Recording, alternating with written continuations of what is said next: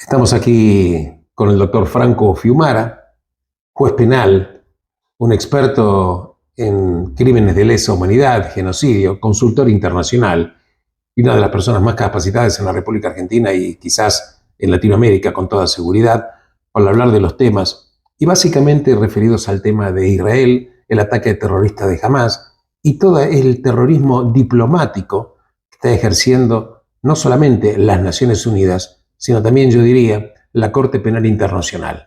Sobre estos temas vamos a hablar. Y hoy estamos grabando este programa el día precisamente 18 de septiembre del año 2024, porque en el día de hoy, hace un par de horas, la Asamblea General de las Naciones Unidas votó un proyecto que habían presentado los palestinos y que este proyecto concluyó en una resolución de las Naciones Unidas que por 124 votos a favor condenaron a Israel y lo intiman a que no se defienda del ataque en Judea y Samaria, no se defienda del movimiento terrorista Hamás, e incluso, no solamente contento con ellos, insta a los países miembros de las Naciones Unidas a que no le vendan armas a Israel para defenderse, y como si todo esto fuera poco, incluso dicen que Israel tiene que retirarse a las fronteras anteriores al año 1967, y cuando hablamos de este año estamos hablando de la Guerra de los 6 días. En primera instancia, habría que preguntar, que vamos a desarrollarlo con el doctor Franco Fiumara, qué base legal puede tener una resolución de las Naciones Unidas que trata esta propuesta de un ente que son los palestinos, que no son un país, no son un Estado. En consecuencia, las Naciones Unidas tienen 193, 194 miembros, que son Estados miembros. Entonces, las Naciones Unidas emite una resolución en base a una propuesta de un ente que no es un Estado miembro de las Naciones Unidas. Por eso digo que además esta resolución enfermiza expone una vez más el terrorismo diplomático de las Naciones Unidas. Pero también hay situaciones que vamos a hablar con el doctor Franco Fiumara respecto de la conexión que hay entre personas que están acusadas ante la Corte Penal Internacional, por ejemplo, el presidente de Venezuela, Nicolás Maduro, cuya acusación está durmiendo en las manos del fiscal general de la Corte Penal Internacional desde el año 2021, que no obstante, a pesar de que están sobradas pruebas de los delitos de lesa humanidad, genocidio, e incluso ya por la propia relatora de los derechos humanos en las Naciones Unidas, que acreditaron que incluso se siguen cometiendo actos de genocidio y lesa humanidad en Venezuela, todavía la Corte Penal Internacional no expide un fallo, pero sí tuvo mucha rapidez en condenar al primer ministro de Israel y a algunos miembros de su gobierno para emitir órdenes de arresto, que si bien es cierto, el fiscal pide órdenes de arresto, la que tiene que eventualmente definirlos es la sala de estudios preliminares. Bueno, creo que temas son fundamentales para entender esta telaraña hedionda que está existiendo en las Naciones Unidas y en otros estadios internacionales. Franco, muchísimas gracias por estar compartiendo aquí conmigo, y estos temas son tan importantes y tan, yo diría, escasamente tratados en su verdadera dimensión aquí en la República Argentina. Soy todo oídos.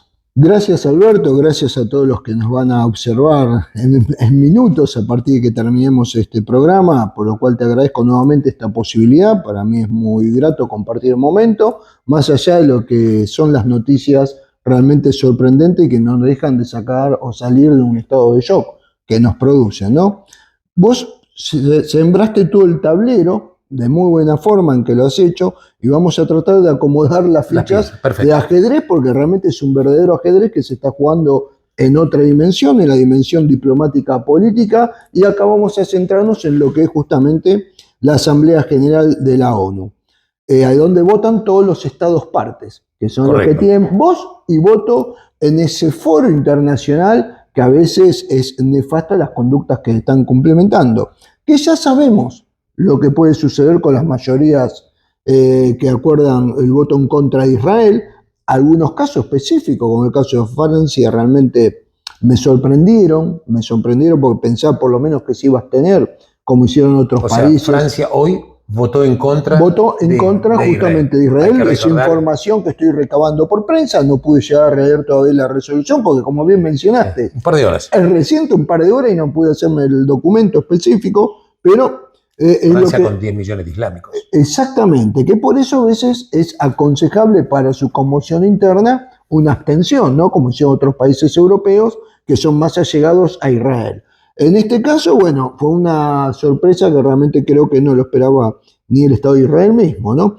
Esto por un lado, sabiendo lo que es el voto, y después vamos a ver qué significan sus resoluciones y cuál podría ser el futuro juego en este tablero de ajedrez.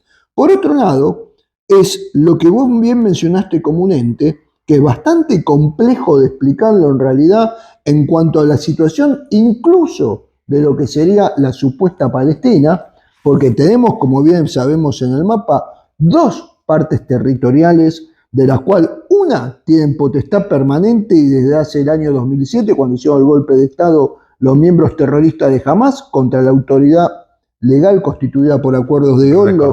Recordando que Israel se retiró de la Franja de Gaza 2 años antes, en el 2005.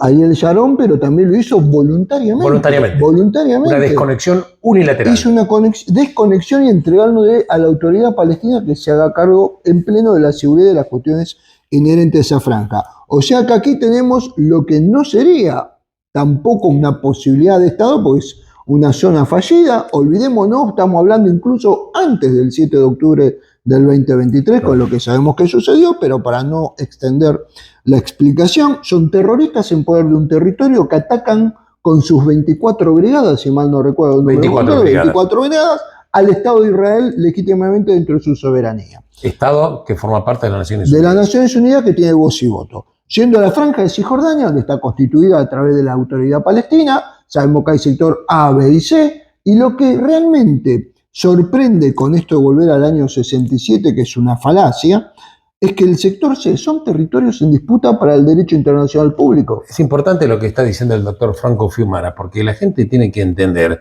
primero, cuando hablamos de derecho internacional, cuál es el estatus legal de ese territorio. Como bien dice el doctor Franco Fiumara, son territorios en disputa. ¿Qué quiere decir?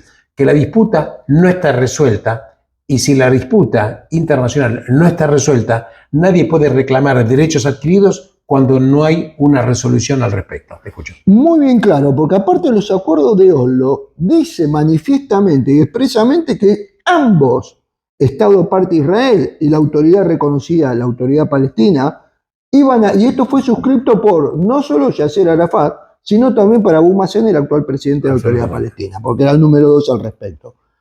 Entre Israel y la autoridad palestina tenían que acordar por ese sector, que si mal no recuerdo el número, pido disculpas si pifio el porcentaje, pero poco más, poco menos, el 5% en ese territorio son los llamados palestinos, para que tengamos idea. O sea que tampoco es un núcleo y que sería muy fácil, si uno fácil en lo que llamamos el andamiaje de la complejidad del derecho internacional, de poder acordar, bueno, ustedes tienen este territorio, vamos a hacerlo un poquito de unos acuerdos que se quisieron hacer, que siempre fracasó por consecuencia de la inoperancia, de la corrupción de la autoridad palestina o la falta de voluntad realmente de querer lograr un acuerdo de paz. Lo que el doctor Fiumara plantea es fundamental, porque el doctor está diciendo inoperancia y corrupción. Veamos, cuando hablamos de la autoridad palestina, concretamente Abu Mazen o Mahmoud Abbas, ambos nombres, Abu Mazen es el nombre de guerra, todos los negocios que están relacionados para vender cualquier tipo de productos en lo que es Judea y Samaria, son empresas que están directamente relacionadas con Mahmoud Abbas y con sus hijos, una persona que es totalmente riquísima y millonaria. En consecuencia, negociar y aceptar retirarse no es lo mismo para él que retirarse de los negocios. Dicho sea de paso, que también viene congelando elecciones de hace muchos años porque sabe que si hay elecciones, Mahmoud Abbas es una persona que no tiene ninguna posibilidad de seguir adelante en su representación política, pero con el agravante de que es probable que si hubiera elecciones, Hamas estaría ganando las elecciones en Judea y Samaria, con lo cual Israel tendría también terrorismo de Hamas desde el lado de Judea y Samaria, lo cual es un hecho absolutamente imposible. Entonces, inoperancia, porque la verdad es que los palestinos se merecen en algún momento tener algún líder honesto, con visión, así como en su momento, no quiero comparar, pero sí también es cierto que en su momento hubo un líder en Egipto, Anwar al-Sadat, que firmó la paz con Israel. Pero claro, estamos hablando de personas diferentes totalmente, y así le fue a Anwar al-Sadat, que fue asesinado por un miembro de los hermanos musulmanes en esa ideología, cuando estaba él presenciando un desfile militar. Te escucho. Te recuerdo que la yihad que asesinó a los hermanos musulmanes, la yihad islámica en ese caso, que asesinaron a Anwar al-Sadat, son parte de Hamas. Sí, Para tener ideológicamente la misma línea del mismo grupo de factores. es correcto. Fíjate cómo atentaron ahora con el tratado contra Arabia Saudita, ¿no? Que se podía haber firmado, ¿no? Sí. Que eso es lo que ellos quisieron vapulear. En definitiva, si acá tenemos a Sinwar a cargo de Gaza, que es un criminal tremendo, que ya lo vimos de criminal de guerra, y que también no sale a la luz por todo lo que conocemos nosotros, pero también manda a todos los chicos, mujeres como escudos humanos, es complejo de poder acordar algo. Bien, ¿qué sucede con esto? Vamos a ir de nuevo a los acuerdos del Oslo, a la carta de intención de que Palestina en algún momento sea de un territorio para cada estado, como mencioné acá, en el mismo territorio son Israel. Esto se tenía que congeniar en forma pacífica entre los dos estados.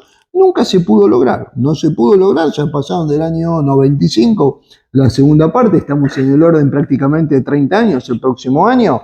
O sea que si acá no hay una intervención, pero de buena manera y de buena forma, de mediadores de sumo poder y no los votantes a levanta mano sin conocer qué es lo que votan y no conocer los fundamentos jurídicos y políticos internacionales, claro, que es lo que está, entonces yo creo que hay que tomar una intervención directa algunos de los miembros del Consejo de Seguridad con mucho peso, como para sentar a los actores. El tema es que hay que encontrar un representante válido, que vos bien lo dijiste, que no lo tenemos. No hay representante válido de los palestinos. Fíjense que cuando empieza el ataque terrorista del Hamas el 7 de octubre, el 75% de los palestinos que estaban viviendo en la Franja de Gaza estaban a favor del ataque terrorista. Pero luego, prácticamente casi a un año de este ataque, la aprobación del Hamas sigue siendo elevada, por supuesto, pero en vez del 75 se está hablando algo así como un 57-58%. Por otro lado, jamás un movimiento terrorista no puede ser un representante político de alguien para negociar una paz. Y por otro lado, Mahmoud Abbas, que tuvo innumerables oportunidades para llegar a un acuerdo, tampoco iba a llegar. Y lo que el doctor Fimara plantea es muy importante, porque recordemos la historia que enseña. Los acuerdos de Oslo, en aquel momento estaba Yasser Arafat. En su momento, creo fue Ehud Barak, le había ofrecido territorios a Yasser Arafat, que representaba el 97% de los territorios que había reclamado Arafat. Y de los que reclamaba Arafat, el 97% de esas tierras Israel la iba a conceder. Y el otro 3% la iba a compensar con otros territorios. Y sin embargo Arafat no firmó. Porque el gen de la OLP es el odio a los judíos. Acá no es un tema de territorios, porque quedó expuesto más de una vez que si hubiera sido un tema de territorio, hubiera habido ya solución hace largo tiempo. Vos lo dijiste y lo escribiste a la perfección. El territorio, ese famoso 3%, es más o menos la frase que elaboran hoy y manifiestan, sí, y que mucha gente sin pensamiento realmente y sin conocimiento, para no decir una vulgaridad, es el territorio del río al mar. Claro. Ahí está la lógica de estos dos grupos. De río al mar implica que desaparecieran los judíos, desaparecer el Estado de Israel. No queremos judíos y siempre digo, los judíos son el primer paso hacia una embestida contra todos los valores que atenten contra esta visión de estos islámicos extremistas. Pero la pregunta sigue en pie. ¿Qué legalidad puede llegar a tener, más allá de un veto del Consejo de Seguridad, una resolución de las Naciones Unidas que está basado en una entidad que no tiene la calidad de Estado? Esto podemos decirlo para que el llano de la gente lo pueda comprender mucho más fácil, es prácticamente una acción declarativa. Una defunción declarativa, no es que va a tener una fuerza en aplicación. No es vinculante. Pero que, claro, no es vinculante. Pero ¿qué es lo que sucede? Acá en sí, entonces entramos en los campos de hipótesis, que son las fichas del ajedrez, como habíamos mencionado. ¿Qué ficha se va a mover? ¿Qué ficha no se va a mover? Esto ya voy en el campo de los supuestos que podrían darse. Una es que con esta acción declarativa se presenten ante la Corte Internacional de Justicia de La Haya para ir documentando esta famosa denuncia que realizó Sudáfrica al respecto. Y con esto, claro, tratar de lograr una resolución también de la Corte Internacional de Justicia. Sería un primer supuesto. Un primer supuesto. El segundo, ya entramos dentro del estado de beligerancia, que sería acompañarlo a la Corte Penal Internacional, pero no va a tener ningún peso, ningún fundamento, porque solo atiende cuestiones al ente de persona y no al ente de país, Correcto. de Estado. La por Corte decirlo. Penal Internacional legisla sobre crímenes sobre las personas imputadas y en la Corte Internacional de Justicia sobre países. Sobre países. Más claro, imposible y más sencillo también. Entonces, con estos dos campos entraremos a la tercera y que acá realmente se desbarranca porque incluso ahí vuelvo al voto de Francia cuando fue, bueno, los problemas que tuvo en Libia, cuando al inicio ante la destitución de Gaddafi, en Malí, justamente para los grupos terroristas, yihadistas que intervenían ahí, y vota en contra del derecho de defensa de Israel. Realmente es incomprensible. Es la primera vez que yo veo dentro de un marco de esto, porque realmente se llama como a conciliar, a detener las acciones bélicas. Hay muchas palabras para el estado de beligerancia, muchas palabras semánticas que se pueden usar con dualidad. Claro. Hablamos del arte ya de la diplomacia más que del jurídico, pero no puede impedir a una persona, ni a un grupo de personas, ni a un grupo humano dentro de un territorio nacional a que ejerza el legítimo derecho de defensa. Ejercer el derecho. Defensa. Ahora, exactamente. No se le puede impedir a ninguna persona ni a ningún país que ejerce el derecho de defensa. Incluso esto está legislado por temas internacionales.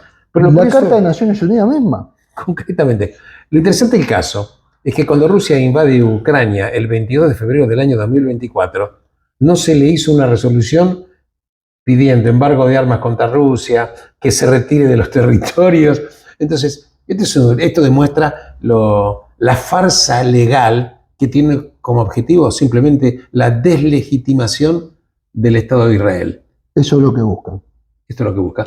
Una pregunta que me parece muy importante y me gusta tu opinión. Vos, en realidad, cuando grabamos contigo unos programas hace un par de meses, no mucho más, creo que 2 o 3 meses, vos comentaste precisamente que cuando había sido acusado Israel ante la Corte Internacional de Justicia, moción que había empezado Sudáfrica y luego adhirieron otros países, Lula lamentablemente con Brasil, etcétera. Finalmente, por supuesto, no se encontraron pruebas de que Israel haya infringido la legislación internacional, tenía el derecho a defenderse. Y ahora le pide a la Corte Internacional de Justicia a Sudáfrica que aporte las pruebas por las cuales se basa, pruebas que no existen. No existe, es imposible. Y esto lo digo porque el doctor Fiumara dijo acá conmigo, cuando estaba grabando el programa, que esto iba a suceder, y sucedió. Le pidió a Sudáfrica que apruebe las pruebas, que aporte las pruebas que no existen. Alberto, hay un informe que para mí es contundente. Israel está cumpliendo, el Estado de Israel, cuando hablo de Israel digo el Estado de Israel, sí, a través de su política internacional, cumple con todos los informes que le solicita a la Corte Internacional de Justicia. Imagínate que cuando hicimos esa nota hace 2 o 3 meses atrás aproximadamente, no teníamos con certeza la cantidad de tropas de esta brigada, por más que sean terroristas, ingresados en Israel, que sabemos que prácticamente se triplicaron al número inicial, y también la cantidad de perforaciones en la valla de contención. Concretamente entraron 6.000 terroristas el 7 de octubre, infringiendo, lugares por donde entraron 119 lugares, habían perforado la valla de contención. 6.000 terroristas y 119 lugares que fueron penetrados. Con un grupo de más de 1.000 o 1.500 entre civiles y terroristas militarizados que hicieron de apoyo logístico para seguir en el terreno disparando los cohetes y también todo lo que sería la logística de recibir a los que lamentablemente tampoco dijo nada la resolución, por la misma información que tengo, en realización de los rehenes, ¿no? Y es interesante que parte de los terroristas, algunos de ellos eran miembros de la Agencia de los Refugiados para los Palestinos, la famosa UNRWA, que algunos de sus empleados no solamente adhieren ideológicamente al Hamas, sino que incluso entraron como terroristas y como asesinos al territorio de Israel.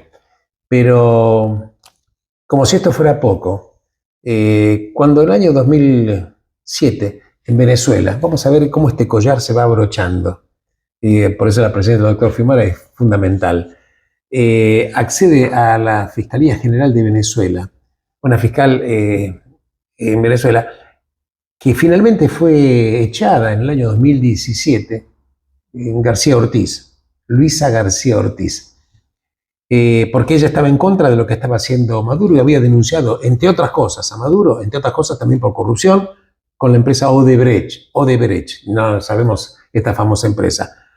Se tuvo que ir de Venezuela, se fue a Aruba, recaló después en Colombia y hace unos años está radicada en Madrid, en España concretamente. ¿Por qué lo comento esto?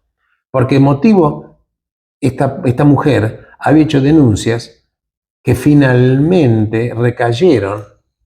Ella se fue de Venezuela en el 2017. En el año 2021 estas denuncias recayeron en la a la Corte Penal Internacional, cuyo fiscal general es Karim Khan, que desde el año 2021 está teniendo todas las denuncias con documentos, etcétera. Incluso muchas organizaciones internacionales de derechos humanos aportaron innumerables pruebas confirmando la denuncia de esta fiscal general. Y sin embargo, Karim Khan hace 3 años está teniendo dormida en la causa contra Nicolás Maduro.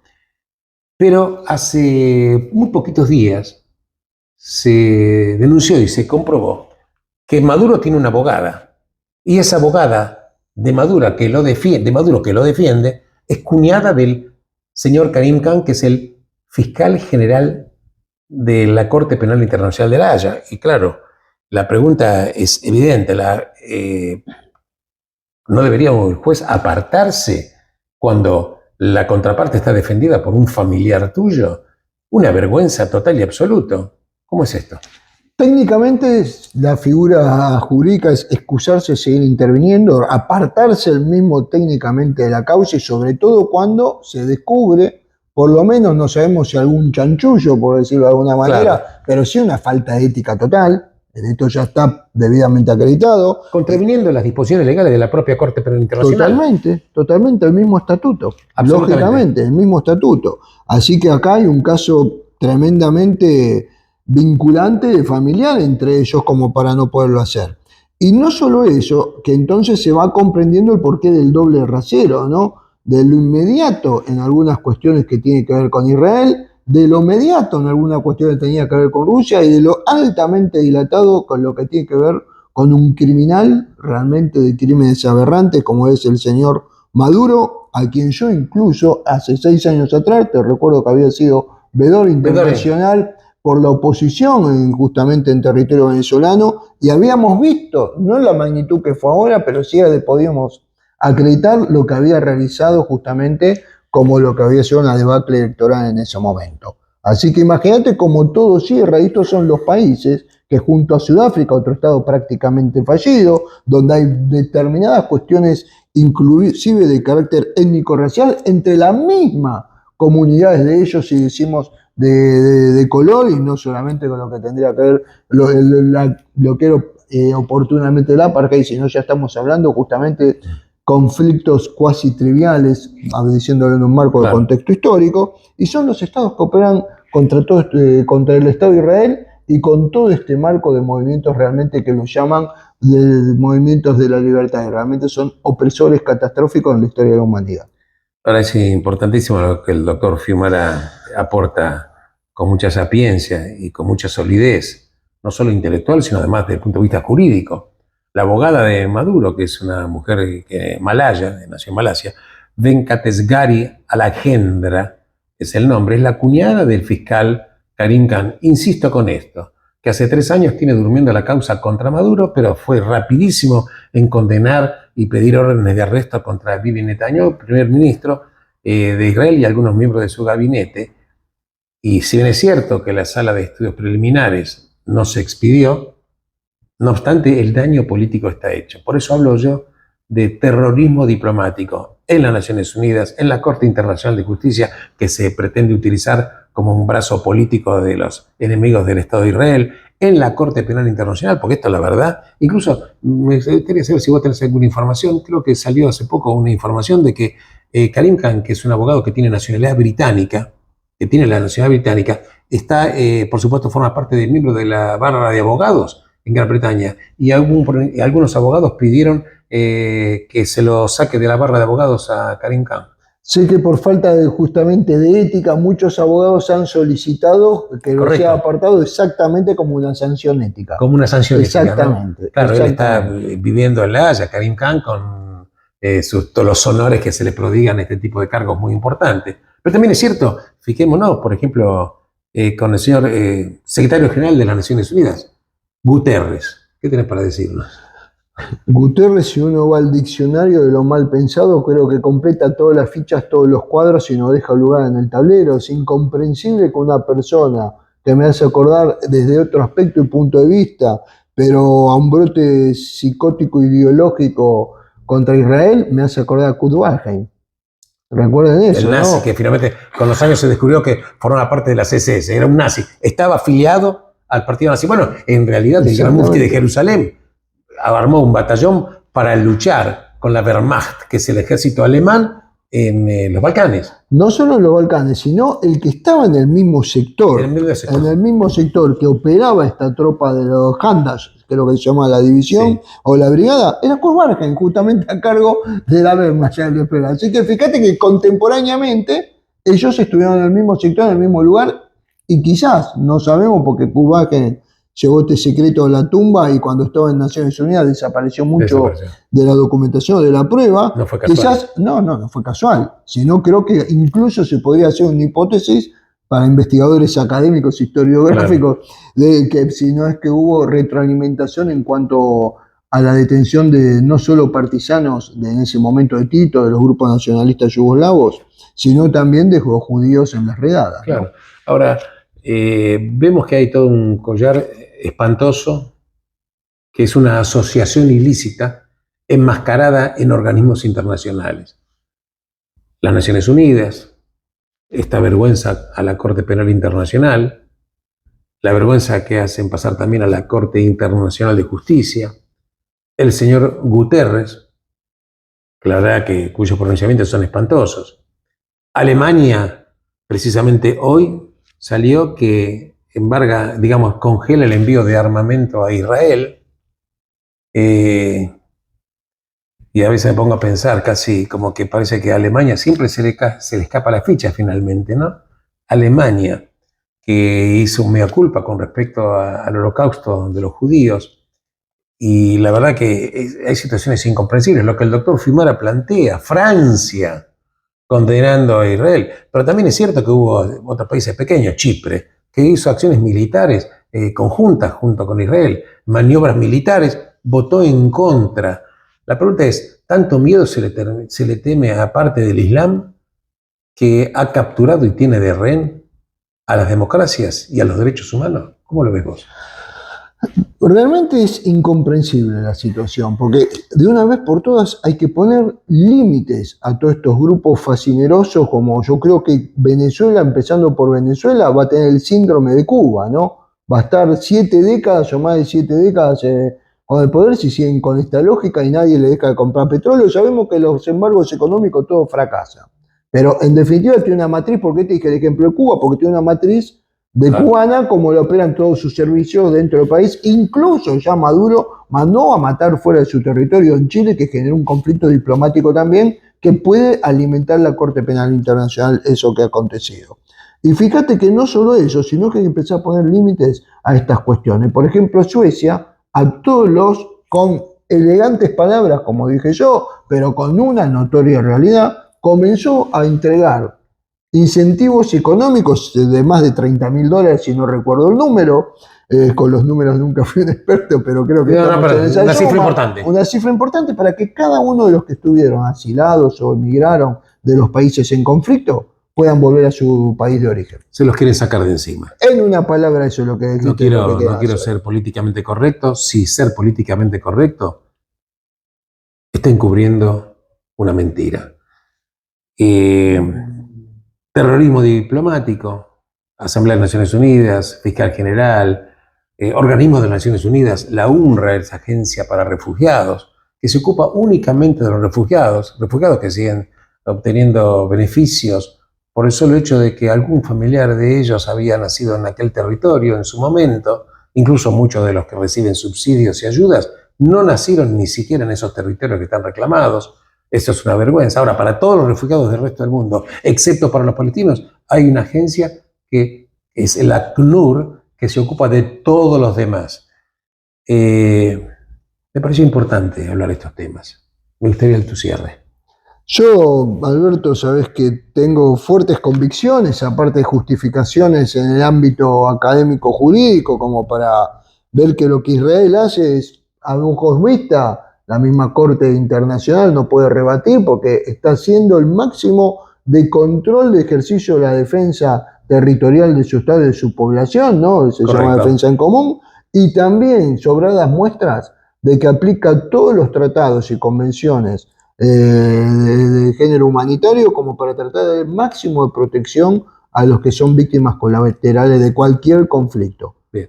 Me gustaría simplemente para cerrar decir, me gustaría saber, cualquiera de estos 124 países que votaron en contra de Israel, creo que es la 124, si el número mal no recuerdo, algunos de estos países fueran agredidos con más de 25.000 misiles durante un año. Si hubieran sido asesinados más del primer día, más de 1.200 personas, hubieran sido secuestrados más de 250, más los que murieron con posterioridad. ¿Cómo hubieran reaccionado ellos? ¡Qué mundo! ¡Qué mundo espantoso! Lo único que puedo decir, dos cosas. Gracias, Franco, por tu conocimiento, por haber aclarado muchísimos estos temas. Y respecto a los cautivos que están en Gaza, que quedan 101, no sabemos cuántos de ellos están vivos y los que están vivos en qué estado. Solamente puedo decir que nuestro corazón sigue cautivo en Gaza. Gracias, Franco. Gracias a ustedes y a los que nos van a observar. Muchas gracias.